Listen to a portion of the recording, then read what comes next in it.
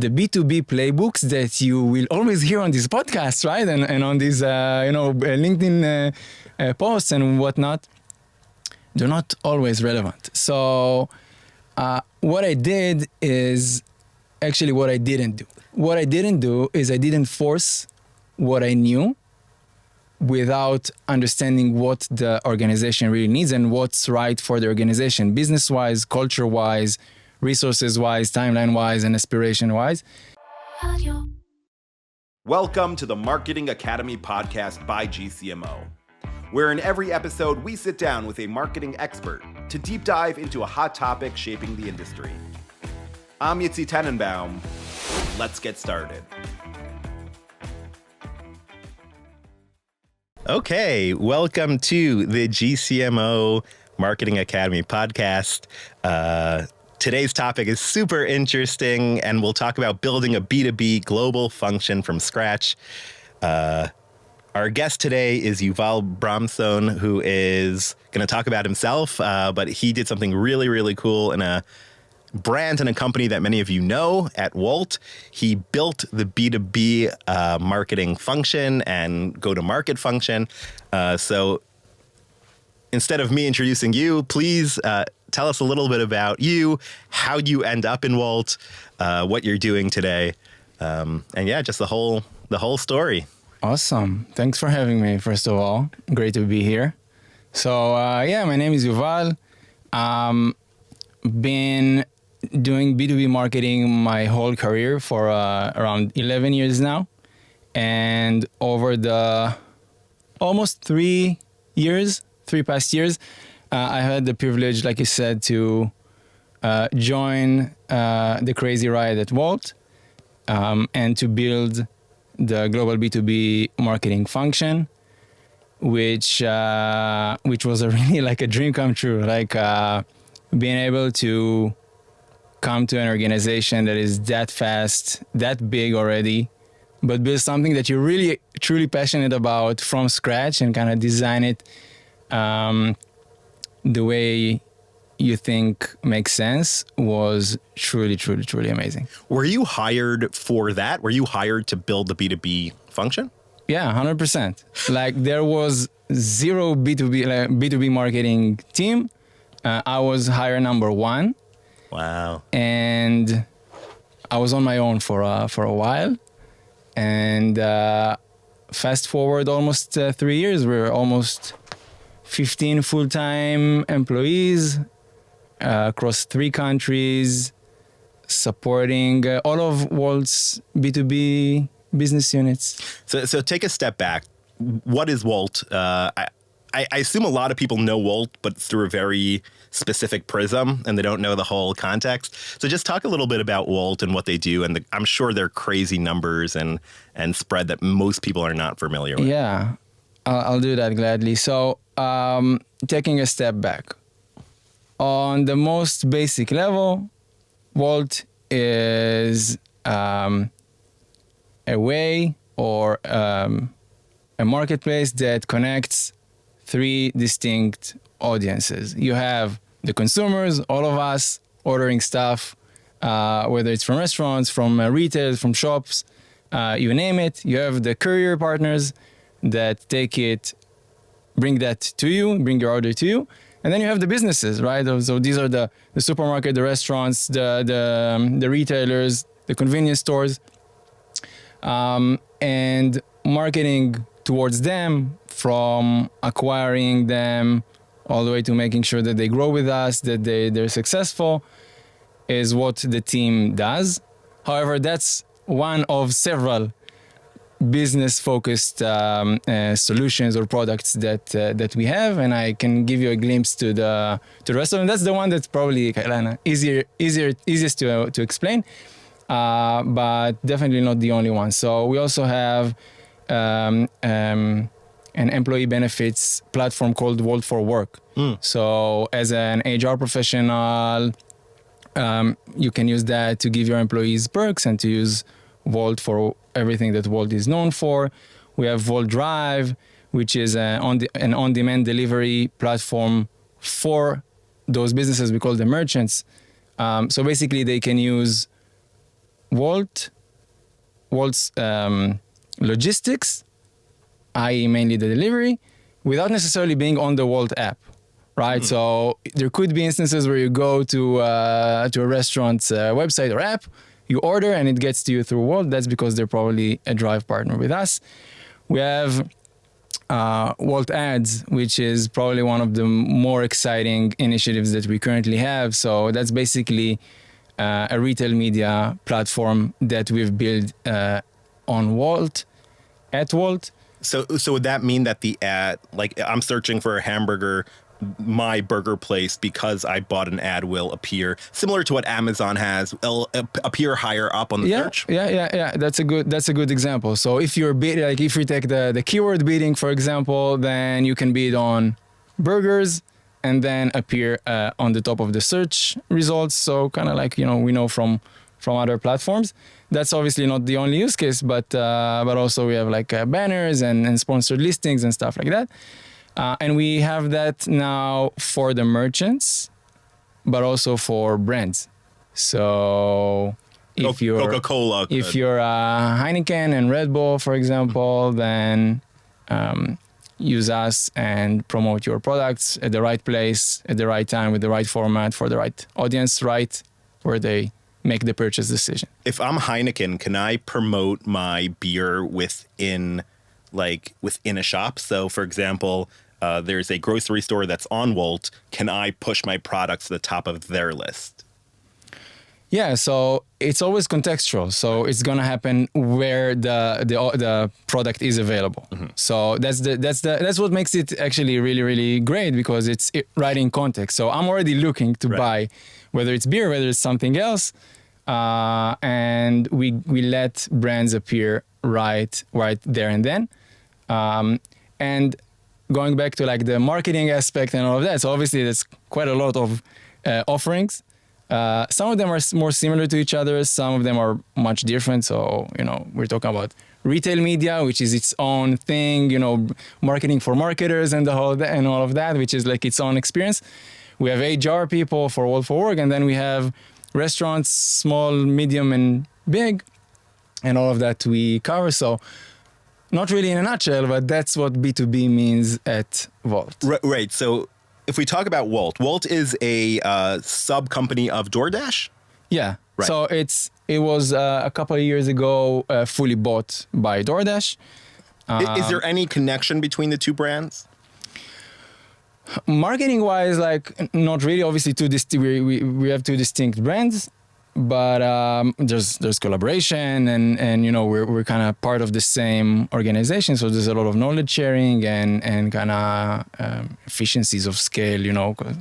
And where could I find Wolt? How many countries? How big is Wolt? I'm sure it's a lot bigger than people actually know. Yeah. So Wolt operates across 32 countries in Europe and in Japan. Wow. And keep growing all the time. Employee count, 12,000 north. Wow. So quite big. And it's quite a rocket ship, yeah. So until 3 years ago, how would a merchant get onto Wolt? If there was no marketing, they would just wake up one morning and be like, hey, there's this app, I want to get on it? It was it was not that dissimilar. So obviously, we need to stay humble. So Wolt was growing quite nicely and all good, even before I joined and before we had the team and before we had the function. But it was rudimentary. There were no marketing motions. There were no real global and or local efficient sales kind of processes, and obviously the two didn't talk because there was no one to even talk. So if I have a huge chain of restaurants and I wanted to be on Wolt, I essentially had no one really to talk to? So the thing is that, and that's maybe what's unique about Wolt and as kind of impacts the marketing a lot. We're quite kind of well known. Not that we, can't always improve that until we take over the world, but like people know us. You could reach out to someone, but we're marketers here, so we want it to be measurable, we want it to be scalable, we wanted it to have all these things that are kind of basic for us. That didn't happen. If you really wanted to go on Wolt, you can, but could it have been made easier? Yes, and we have made it easier. Very cool. So they give you a call, Yuval, come build out our B2B global marketing function. You show up your first day, you get your swag, you get your computer. It just seems with such a big brand, the options are essentially limitless. Where do you start? Yeah, that's a fun trip down memory lane. I think for someone who's kind of had a few already stops through my career, and I feel like I've tasted, different organizations, different products, different industries, I was like, yeah, I mean, I know enough. Like I can, maybe take something from here, take something from there. At hindsight, now I know that like the B2B playbooks that you will always hear on this podcast, right? And on these, LinkedIn posts and whatnot, they're not always relevant. So what I did is actually what I didn't do. What I didn't do is I didn't force what I knew without understanding what the organization really needs and what's right for the organization, business-wise, culture-wise, resources-wise, timeline-wise, and aspiration-wise. And I think that kind of set the tone, helped me, address challenges and build everything that we build very carefully but ambitiously. And robustly and not kind of too quick to make sure that what I do is the right thing. Because it's really easy to kind of go and say, yeah, we need this platform and we need that platform, right? Like we marketers, we love it, we dig that, right? Like, and all these, I don't want to name names, but like the platform that does this and the platform that, and I'm like, that makes it really is amazing to use. Right. And I've used all of them in the past and it's been great. But like that's really not what's right for Wolt. So the one thing that I did was, first of all, kind of take a deep breath. To your original question, take a deep breath, ask a ton of questions, meet with a lot of people, understand what's really the need, and then kind of prove that it works. Do a lot of things my own, because like for the first year or so, I was a one-person show, which in hindsight was like a really good decision. And yeah, just gonna make sure that I understand the business because it was a new industry for me and build based off of that knowledge. I think that's a really important tip, not only if you're creating a whole function from zero. I think a lot of people come into a new company, especially if you're experienced and you know things. You kind of want to take the experience you have and bring it to the new place. You want to implement new tools. You want to, hey, there's a quick win that you've done in the past. But taking that breath, asking the questions, having the conversation, having that humility. I think at least here in Israel, sometimes we forget that we may not be the smartest person in the room. And the company went down a certain path for a reason. So taking a minute, thinking about it, asking questions, learning, and very slowly then ramping up, I think is the mature and right thing to do. So I appreciate that. So you mentioned that first year you were alone. What were those quick wins? Like, where did you start? Where did you say, hey, I guess, where were the quick wins and why did you choose that? How do you know that would be the high impact items? Yeah. One word, being opportunistic. So after I understood kind of the lay of the land, as much as I could, I tried to see, okay, what resources can I get relatively quickly to show, not just to show success, but like to start kind of testing stuff, right? To get things moving. And because Wolt traditionally still has like a very, very robust, super professional consumer facing, so B2C marketing, and we do a lot of things in-house, really like top-notch work. that was a resource that I called it lease, right? It was easy for me to lease and start experimenting. And that's exactly what I did. I had initially like 20% of a campaign manager's time. We started experimenting, started to get some, get some traffic, try to see, what sticks, what works, and gradually kind of build it from there.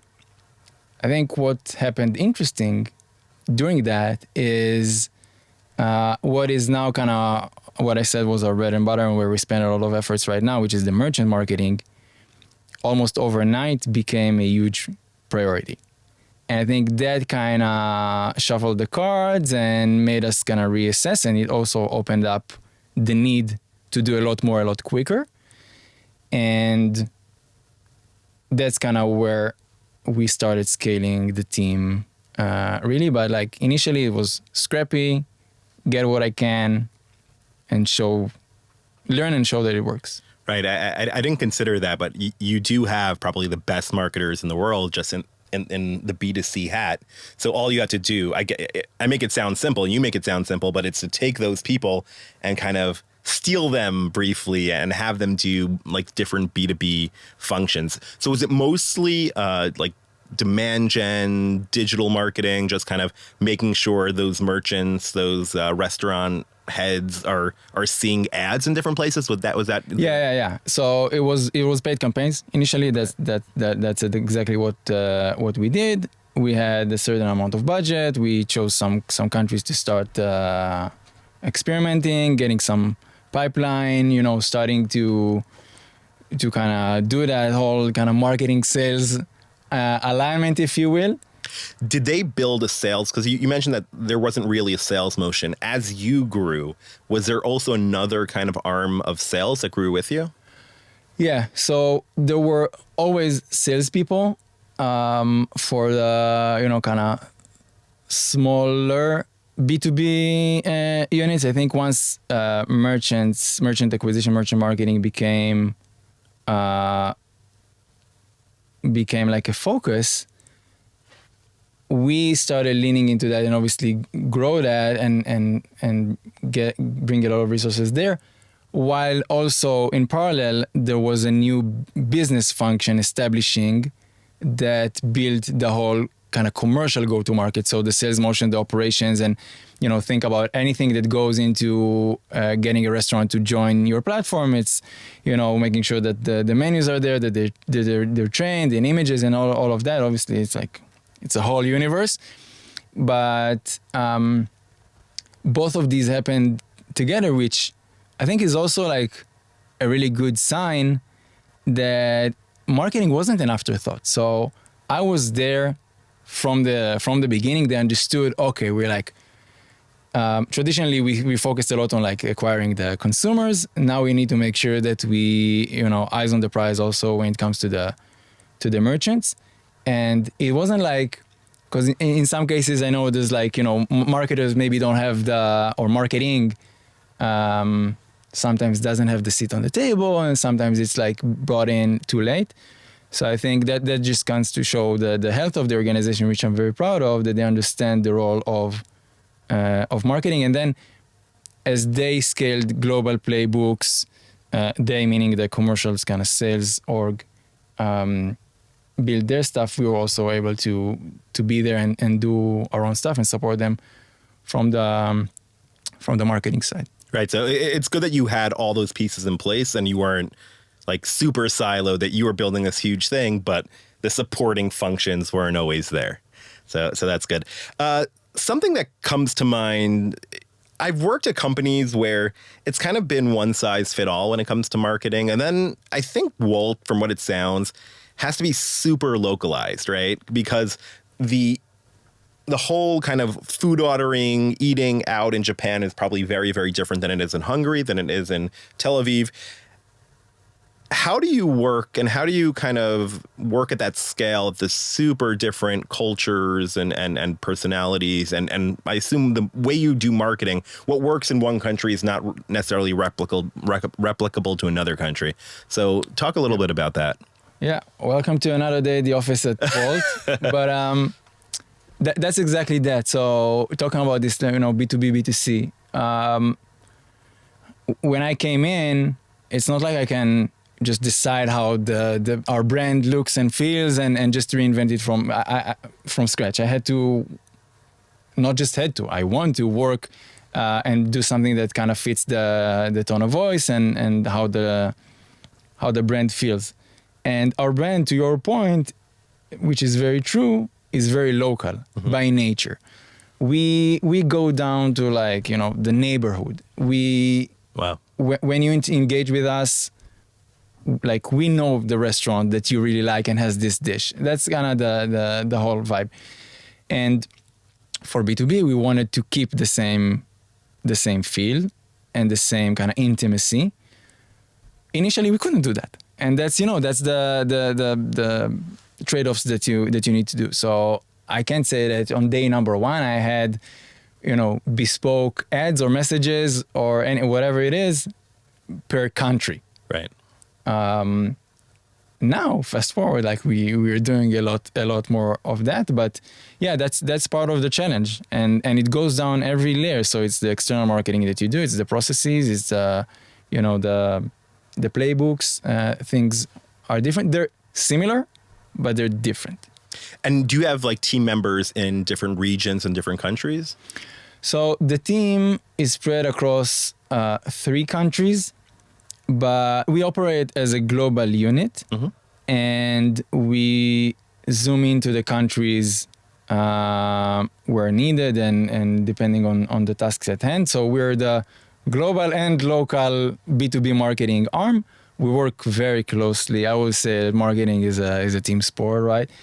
You can't do almost anything on your own. So we partner very, very, very closely with the local sales team, marketing team where needed, and whatever. Although those teams are a lot more B2C focused. So essentially, yes, you're getting the help you need, but you kind of always need to shift them into the more B2B mindset. Yeah, I mean, marketing wise, it's 99.9% we do.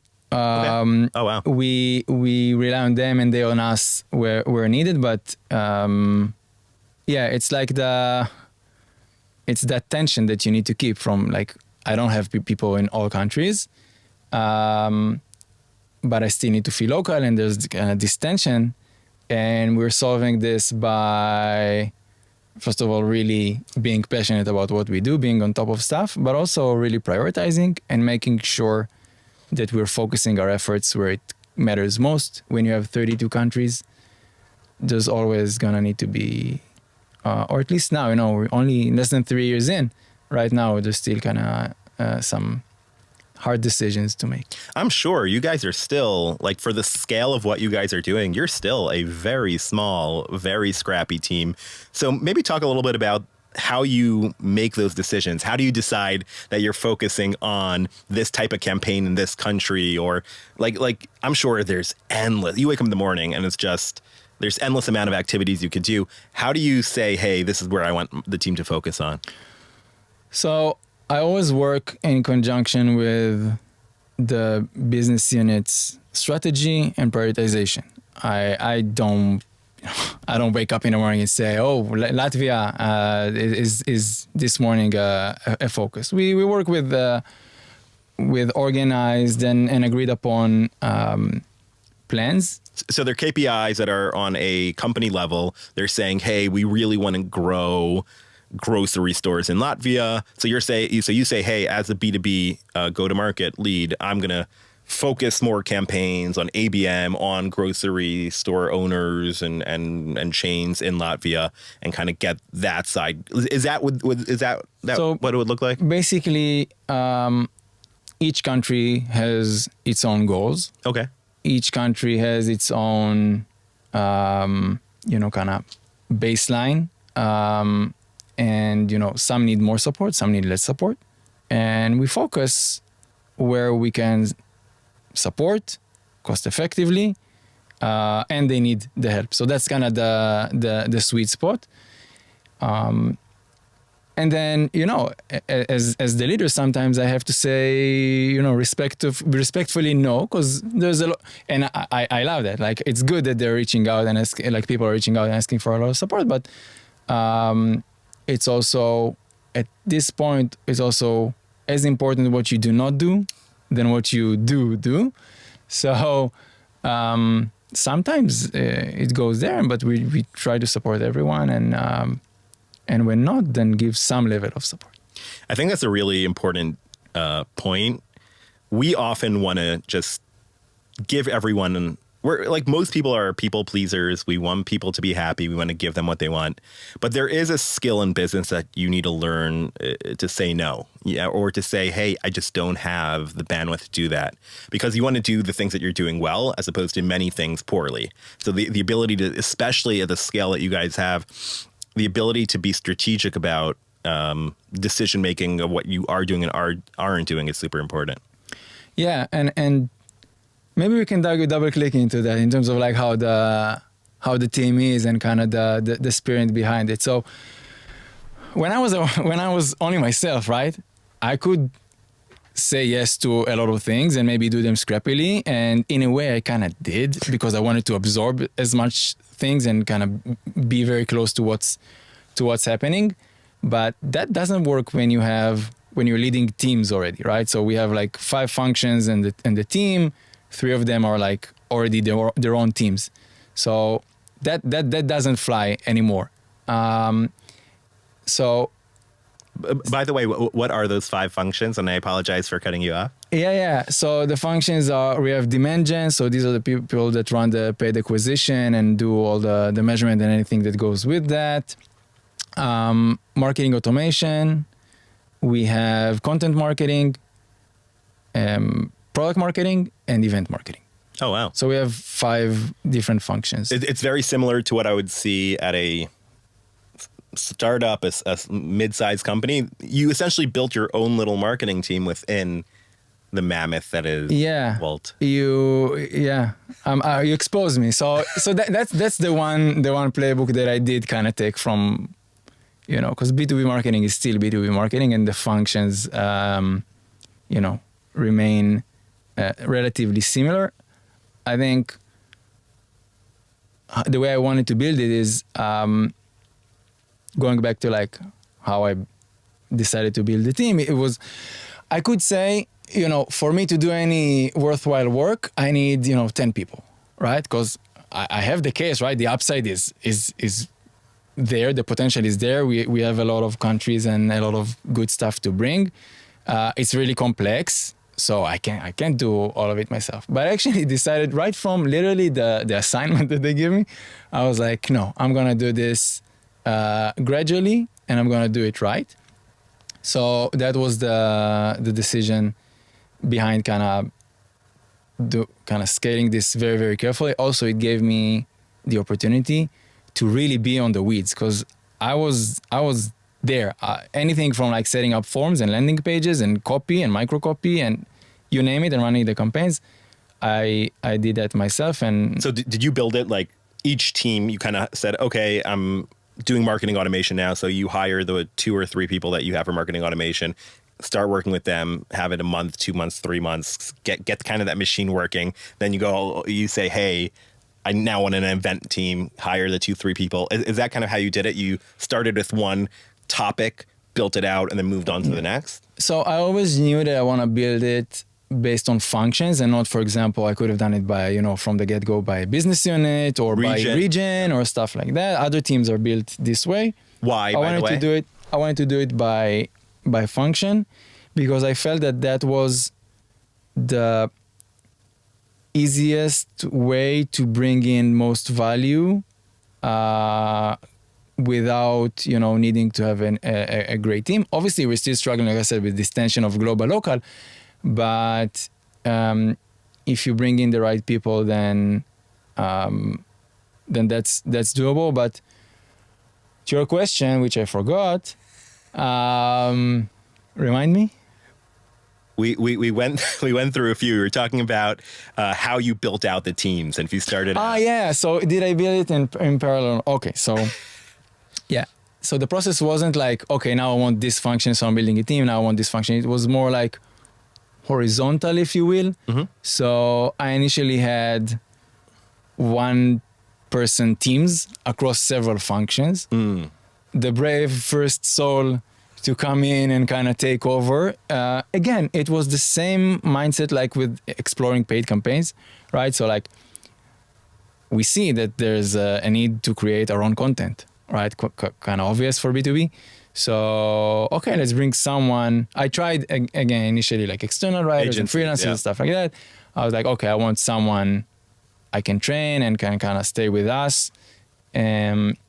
So that's how we did it. So I don't remember the exact order, forgive me, but like it was like more a few functions with one person.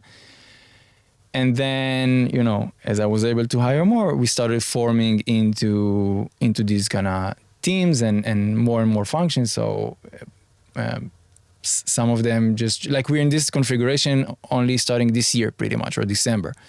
So in a way, the team is not 2.5 years old. It's like 2 quarters old. So we're just getting started, and that's really exciting. But yeah, that was the process behind building it. Something really cool. So I had a similar experience to you where I worked at a B2C company in a B2B role. And what I really liked about it was that the amount of data I had relative to, like, when you're in a B2B company, you get 200, 300, 500, and it's like those numbers are amazing. When you're in a B2C company, you're talking about millions. So how do you kind of look at data, KPIs? How do you talk about ROI and just like using data to help you out? Is that B2C data helpful in a way that just a traditional, and you were talking about kind of your previous lives where you had a few hundred leads and MQLs and SQLs. Is data a little different in a kind of this weird B2C, B2B world? Yeah, I mean, obviously the expectations is that I don't bring the amount of leads that the consumer team or the B2C team brings with new users or first-time users or whatever it is. Again, we work off of. We're owned so DoorDash is a publicly traded company. So we work, as you can imagine, with very, very clear plans that we need to stand behind, and we need to make sure that we execute them the right way. So in a way, I have goals. We always gonna do some negotiation and always gonna adapt as we go because things change, because things develop. But it's very clear. I have very clear goals versus every kind of business unit owner, and we go and we execute and we adapt where it needs to adapt. So what I took from the consumer team, again, because I wanted to borrow and lease, and also like just the DNA. So the DNA is that we measure really, really well. We have a lot of data. So that was always the ambition, to kind of match what they do on the consumer side. Are we there yet? No. Are we making big strides towards that? Yes. But it's more on like, again, going back to like joining as a new person, you need some anchors, or you need to understand what's the DNA. Right. So that's kind of how we use the data. But talking about data, actually, working as a consumer company, which is something that maybe as a B2B company you don't necessarily have, we have very interesting data that I hope at some point we can really use. We've started using this. Obviously, it has a lot of insights that our merchants are interesting, and I think that's one of the perks working at a company that is like consumer or B2B and B2C oriented. And my plan is to start using these a lot more, these data points. Right, because theoretically you could know that in a certain city that people really like a certain type of food, or there's a certain type of behavior that you can then take to the B2B world and say, hey, in Osaka, I really need to get more pizza places, or right? Yeah, on that respect, 100%. But even down to like the insights, right. I know what people like to order. So that's also stuff that I love to use. But yes, 100%. Like we go down that level, like pizza places per geo area. Yes, but it's kind of like, you map your TAM, right? So that's that. Only we do that at not for, I don't know, IT or enterprises per se, selling them software, but for our kind of B2B. Right, and I'm sure a lot of your customers would be very interested in the type of data that you guys have. When I think about your customers, I assume it's a more colorful audience, restaurant owners, and how do you approach? In my mind, there's a certain personality and persona that you're working with. Can you talk a little bit about how? And I'm very confident that there's it's a very broad spectrum. The person who owns a chain for like the small bodega, the person who's selling falafel at the edge of the street. So you have that. And also each country, I'm sure they're also quite different. Can you talk a little bit about how you look at those personas, and specifically, how do you approach a persona like this? Are they very technical? I assume they're not reading. Are they finding you in a newspaper? How do you map the personas and then find the way to approach the persona? Yeah. Well, the good thing when you run marketing for 32 countries is that I can always use the answer, it depends. Right. But more seriously, I can tell you that it's not the audience that, I'm kind of used to, if you will. Being B2B marketing, you're like, you immediately think, okay, I'm going to do this research. I'm going to do this collaboration with this, technical magazine and all of these kind of playbooks that we've all used, maybe successfully, maybe not so much, but like well-known playbooks. So no, these were thrown out the window relatively quickly. Not because they're not good, it's because they're, again, for some of our audiences or a significant enough amount of them, they're just not the type of audience that have even the time to go and download this ebook, let alone it's gated and all of that. It's just like they're not reading an ebook. Let's put it this way: like they're not because they cannot, it's because they have no time at all. A lot of cases, an SMB restaurant owner, unlike us, they're not like on their laptop in an office, okay, now I want to carve some time on my calendar to read this update, stay on top of what happened. Like, no, they're working, sun up to sunset. They just don't have the time. And why, it makes no sense to force them, because I've done this before. So we adapted. We have been creating a lot of content, but in a format and in a length and in a way and in availability that makes sense for them, which is ungated, short, to the point, zero fluff, and whatever resonates with them. That's what we do.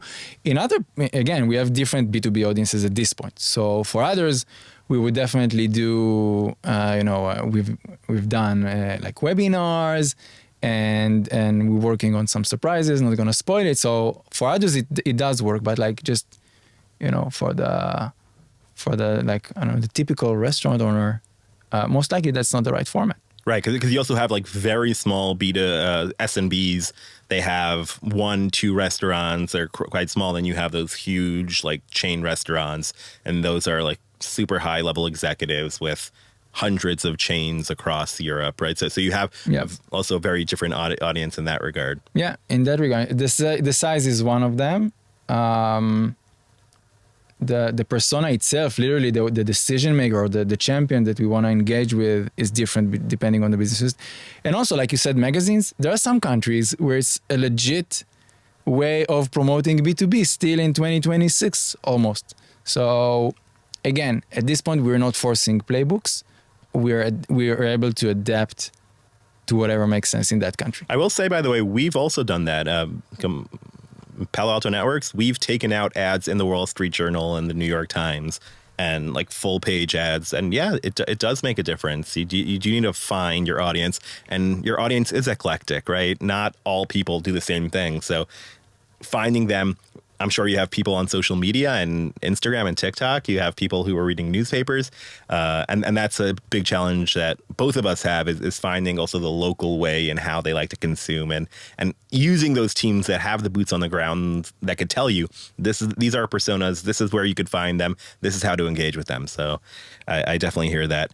Now, you're probably the poster child for coming into like a completely new area, starting from scratch and slowly building it out to something really crazy. I don't think many people will do exactly what you had, being thrown that far down in the deep end. But I think a lot of us will get a new product or a new project or new responsibilities. What would be kind of the steps to go and to try to figure it out? You spoke about, I think step number one, which I really liked, was ask questions, be humble, try to learn, try to meet people. So that's step one. Could you walk me through maybe I know this is so far back for you, but in a way, to me at least, it seems you're still small, you're still scrappy, you're still trying to do more with less. So what are those kind of low-hanging fruit that someone who got something new, completely clueless about that thing, where should they start? How if you have some interesting tips for our audience? Yeah, that's a great question. I think it's not so much steps, right? Because essentially you inject your personality and how you like doing things. So I definitely don't have a copy paste type playbook. Click here to download. But what I will say helped me is curiosity and drive. Mm-hmm. Curiosity is the whole kind of staying humble, asking questions, kind of researching, pushing your own envelope and learning new stuff. And the drive is that kind of keep pushing when, things are still not necessarily known and maybe things don't work amazingly the first time, let's be honest. So that kind of perseverance and kind of willingness to be in the dark for a while, I think that really helps. Whether it's joining a new workplace, building a new team, a new function, or taking on a new project. But also, you probably are surrounded with a lot of very knowledgeable people. Use them. That plus common sense, most likely, if you're given a new project, most likely there's the trust. So I think that's kind of what to me feels like the principles to do it. I really like the point of drive. I think one of the best compliments that I get is when people tell me, oh, it seems like you're really interested or really excited about this thing. And I think us as marketers, we need to have that excitement because it kind of is projected in everything we do. Let it be a campaign, let it be an internal sales enablement session, let it be in something we write. So having that excitement, I think, is super important. If you're working for a product that you're not passionate about or you don't care about, or it's a world that doesn't interest you, or I don't know, you're vegetarian and you work for a meat packer, right? I think it shows. So having that drive and excitement, I think, is super important. Well, the tough thing is that you can't fake it, right? People smell it. And again, I think I've been fortunate enough to really really like what I do. And also it's a very cool industry. And for the first time, when I say we are work, people know the company. So that's an added value. Yeah, especially in B2B. Like, I work also for a publicly traded Fortune 500 company, and 98% of people never heard of it. I remember way back when I tried to explain to my grandma what cloud computing was. Yeah. Which is a fun exercise for those of you who.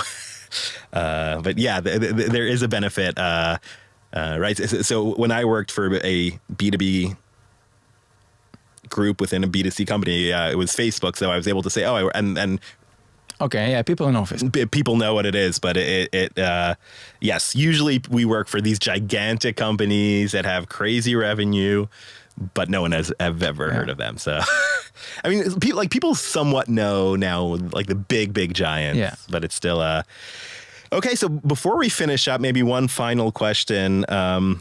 Your team is still kind of small relative to the scale that you guys have. In the age of AI, where do you see yourself and the team kind of growing in the next few years? Yeah. So I'd start by saying that at this point, and I literally said this to we had a workshop last week, and I told all of my kind of function leads, I was like, AI is not a nice to have anymore. Like, we just need to be there if we want to be successful, even in the near future. So we're now kind of building our playbooks, and we want to adopt this across all of the functions. And by the way, I think it's AI and automation. Like, I think everything these days have like APIs. It doesn't need to be like AI just because it sounds cool. Right. Like, just think, I have two platforms that work with each other, or that I work with, and they can most likely talk to each other. So figure that out also. So I call it actually AI and automation, just to make sure that people, like, sometimes it scares people. But we're using this already for content creation, creative ideation, like initial mock-ups for different things. We now introduced this cool kind of automation that connects 3 separate kind of platforms into one flow. I think whatever you do, AI can help you. And if you haven't found it yet, then you just haven't looked enough. So yeah, it's very, very timely now, because I'm spending a lot of my kind of brain capacity on how to make sure that we squeeze every bit of AI goodness to our team. Right, but outside of AI and automation, which I agree with, where is the team going? Where is the B2B team within the umbrella of Wolt in a year, 2, 3? Like, what does your vision look like? The vision is to continue and grow the team further. I think we have a lot of good functions, or like the basic functions, that we need, we have. I think it's around having more capacity and more people to do even more, and give that, we call it Wolt grade. The Wolt grade support to all of the business unit in a way that that I feel proud of. But going forward, like, I think we need to, or I would want to get even closer to brand marketing, right? So starting to monitor that closer and starting to actually impact the brand perception. Although you kind of get that, like, from B2C, right? Like, you don't really, you'll be such a small pebble in the pond. Could you really influence how merchants see the brand? I believe that we can. Okay. We have, like, now we're ramping them up, but like, we have enough B2B dedicated kind of initiatives that we can start. I feel that we can start establishing the benchmark, the baseline, and start see how it works. So that's kind of something that I'm really, really excited these days, and also for next year, to see how we can kind of also own that, not own, but like stay closer to it and influence a lot more.